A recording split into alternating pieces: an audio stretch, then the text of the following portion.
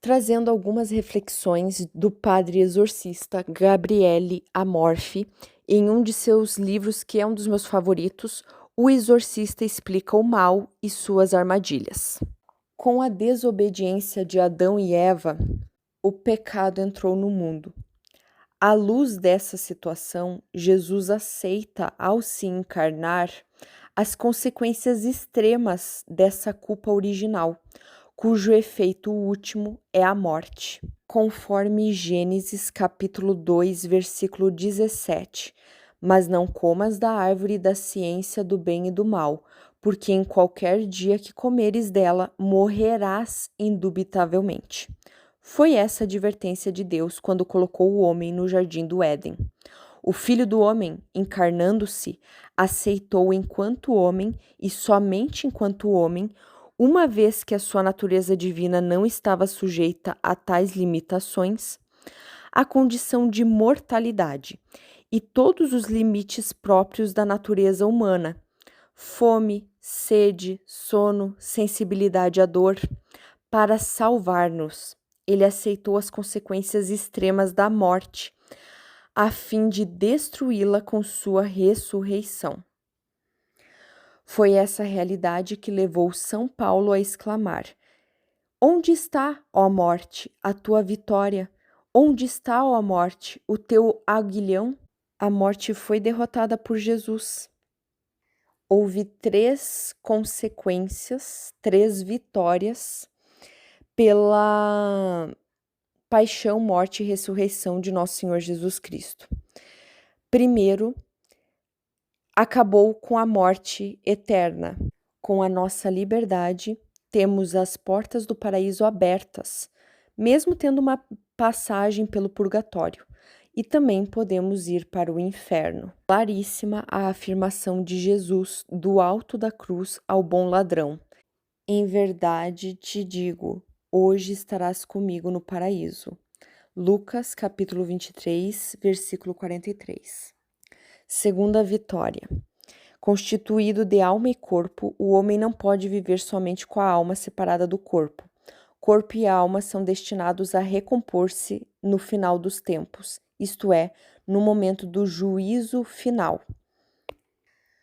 Quando nos reportamos aos santos que já desfrutam da felicidade no paraíso, embora os respectivos corpos ainda não estejam unidos às almas, visto que isso somente acontecerá no fim dos tempos, podemos ter certeza de que, mesmo sem os corpos, já gozam da bem-aventurança, embora somente venham a alcançar a suma beatitude quando ambos, corpo e alma, estiverem unidos.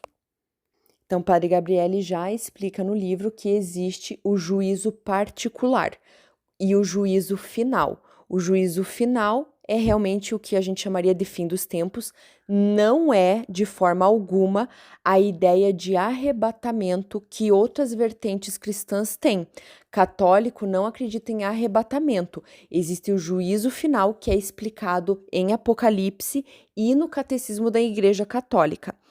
Mas além do juízo final, existe, e o Padre Gabriele deixa muito claro, conforme o catecismo, o juízo particular. Ou seja, quando a gente morre, imediatamente é feito o juízo particular da pessoa, em que é visto se ela vai para o purgatório antes de ir para o paraíso, ou vai para o paraíso ou para o inferno. Então, não há espaço para um católico acreditar em outras vertentes, outras crenças, principalmente a espírita. Cuidado! Se na primeira vitória da ressurreição de Cristo ele venceu a morte, na segunda, nosso corpo não veio do pó e voltará ao pó. Haverá a ressurreição da carne no fim dos tempos e a terceira vitória. Graças à sua ressurreição, Jesus reabriu as portas do paraíso, que estavam cerradas e lacradas em consequência do pecado original. Eis a mensagem fundamental da Páscoa. Nossa vida não é destinada ao vazio, mas à glória e à felicidade eternas, em companhia de Maria, dos santos e da Santíssima Trindade. Reflexões sobre o sofrimento. Deus criou a todos para o amor e a felicidade, mas no caminho para conquistarmos as portas do paraíso, que estão abertas para nós, mas é uma liberdade de escolher, todos nós, no caminho da nossa liberdade, passaremos por alguma provação. Também os anjos, criaturas como nós, foram submetidos a esse teste. E conhecemos o resultado. Uma parte se revoltou contra Deus e não quis reconhecer a autoridade divina, ou seja, submeter-se unicamente a Ele. Tais anjos caíram, ou seja, foram condenados definitivamente, e outra parte preferiu obedecer a Deus, escolhendo o paraíso. Também o homem sobre a terra está sujeito à prova da fidelidade às leis de Deus. O ponto central desse mistério do nosso livre-arbítrio é que nós podemos unir o nosso sofrimento à redenção de Jesus. Todos os homens com seu sofrimento podem se tornar também participantes do sofrimento redentor de Cristo. Padre Gabriele sempre explica nos seus livros: a dor, sobretudo a de um inocente, é um mistério que supera a nossa capacidade de compreensão. Padre Gabriele sempre fala que um dos grandes mistérios da nossa existência é como Deus consegue agir frente à nossa liberdade e como o nosso livre-arbítrio age na nossa existência. E ele traz as palavras do apóstolo Paulo em Colossenses capítulo 1, versículo 24. Eu que agora me alegro nos sofrimentos por vós e que completo na minha carne o que falta ao sofrimento de Cristo pelo seu corpo que é a igreja. Reportar-se à vontade de Deus no sofrimento é a única via a ser percorrida. É um mistério que verifico todos os dias em meu ministério de cura das enfermidades espirituais e físicas de muitos irmãos e irmãs, os quais oferecem seus sofrimentos pela salvação do mundo. Impõe-se, de certo modo, no que diz respeito ao paraíso, saber conquistá-lo. Entendamos bem, tudo é graça. O paraíso nunca poderá ser conquistado por nossos méritos.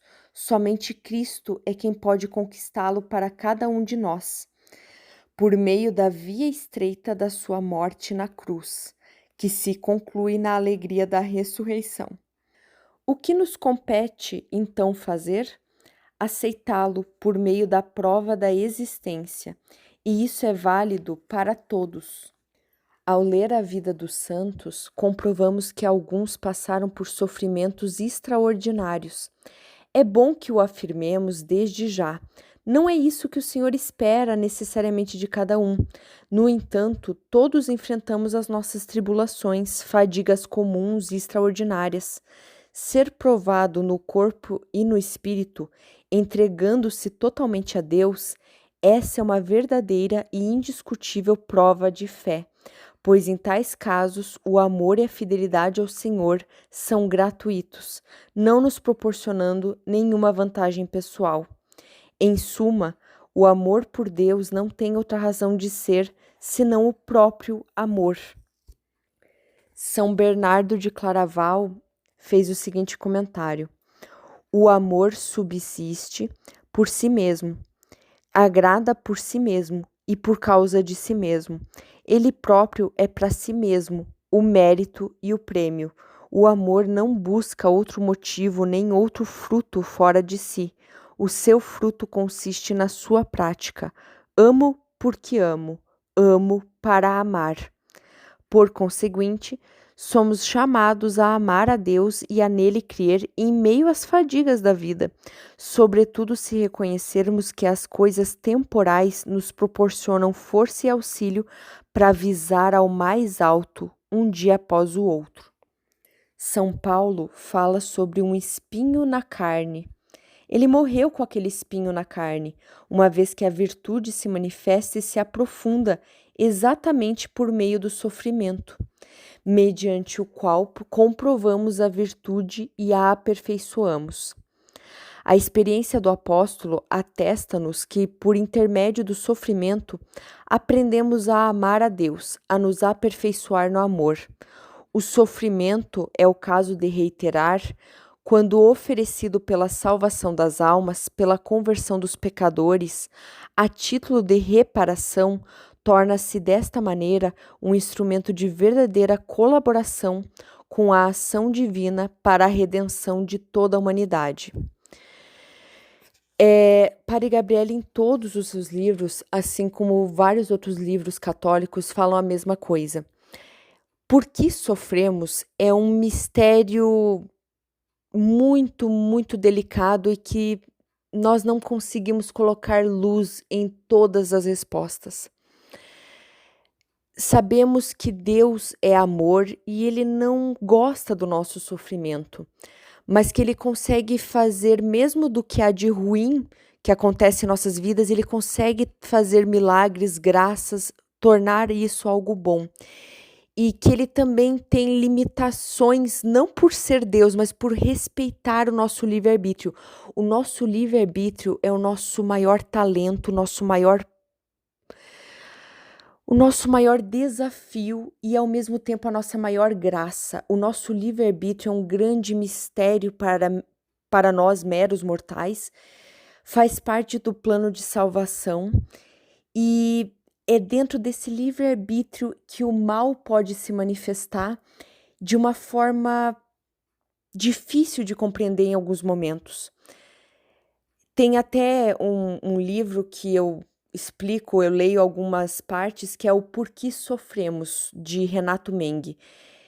Ele também traz um pouco de elucidação, mas basicamente a mensagem é sempre a mesma.